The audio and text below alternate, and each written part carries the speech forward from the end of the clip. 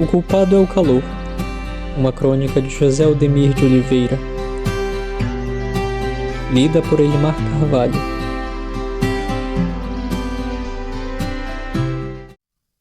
Nesses dias de Copa do Mundo de futebol, aqui em Alhures, mais do que as grandes jogadas, foi o calor a principal discussão. Se o jogo fosse em Manaus, esqueça a rivalidade entre as equipes. O inimigo em comum era a temperatura variando entre 27 e 31 graus Celsius. E a sensação térmica, ao gosto, cada um dando a sua versão. No embate entre Itália e Inglaterra, mesmo com a vitória, os jogadores italianos criticaram as condições climáticas. Às vezes, parecia que o calor dava alucinações, afirmou um. O clima é infernal, calor demais para jogar futebol, acrescia outro. Em Manaus, as condições climáticas são extremas, balbuciava o terceiro quase desmaiando. Os ingleses não deixaram por menos, a começar pelo seu técnico, Roy Hodgson, que antes mesmo do início da contenda já reclamava do calor da cidade, e o seu capitão bateu na mesma tecla após o jogo. Estava muito calor, úmido demais e o campo não estava muito bom. Fora de campo, o calor continuou a fazer das suas. Um educado torcedor inglês justificou o calor para ficar pelado em pleno estádio e virou manchete. Torcedor inglês não suporta o calor e tira a roupa durante o jogo em Manaus. Não se tem notícia do que ocorreu com o tal torcedor, mas se fosse na terra da rainha, ele seria preso por atentado violento ao pudor, e se fosse brasileiro, aí poderia lhe ocorrer coisa pior. Até um jornalista espanhol, que deve ser tão competente como foi a sua seleção, sapecou. Calor e umidade insuportáveis no Brasil são os motivos que fizeram as seleções de Inglaterra e Portugal se despedirem mais cedo da Copa. Esqueceu de acrescentar, talvez por vergonha ou porque o calor lhe derreteu os miolos, a seleção do seu país, que de tão competente, foi desclassificada já no segundo jogo, apesar de não ter jogado em Manaus. Que Manaus é calor, não há que se questionar.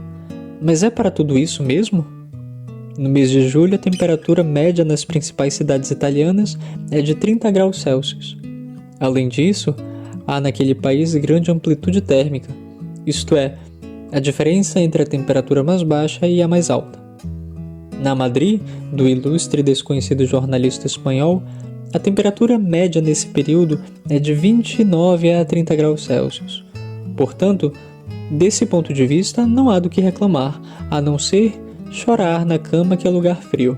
Mas, subjacente à discussão sobre o calor, há outra questão. Existem visões, atributos e definições estabelecidos para certos lugares que são enunciados, construídos e elaborados a partir de determinado centro.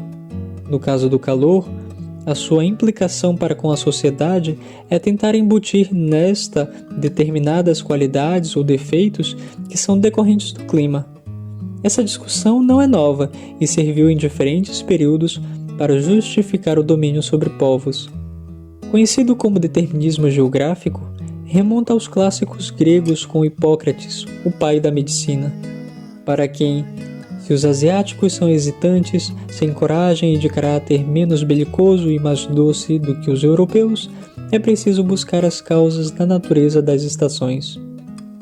Ainda nos gregos, na passagem do livro 7 da Política de Aristóteles, após fazer referências positivas aos habitantes de regiões frias, aponta que, aos asiáticos, faltam-lhes energia, e assim são feitos para o despotismo e a escravidão. Quando do nascimento do capitalismo em meados do século XVIII, a obra de Montesquieu é o ápice do entendimento do clima como regulador da vida. Não se deve espantar que a covardia dos povos de clima quente os tenha quase sempre tornado escravos e que a coragem dos povos dos climas frios os tenha mantido livres. Essas concepções são anteriores ao surgimento da geografia como área autônoma de conhecimento nos meados do século XIX, quando Ratzel apresenta suas concepções visando mostrar que a distribuição da sociedade na superfície terrestre havia sido determinada pelas forças naturais.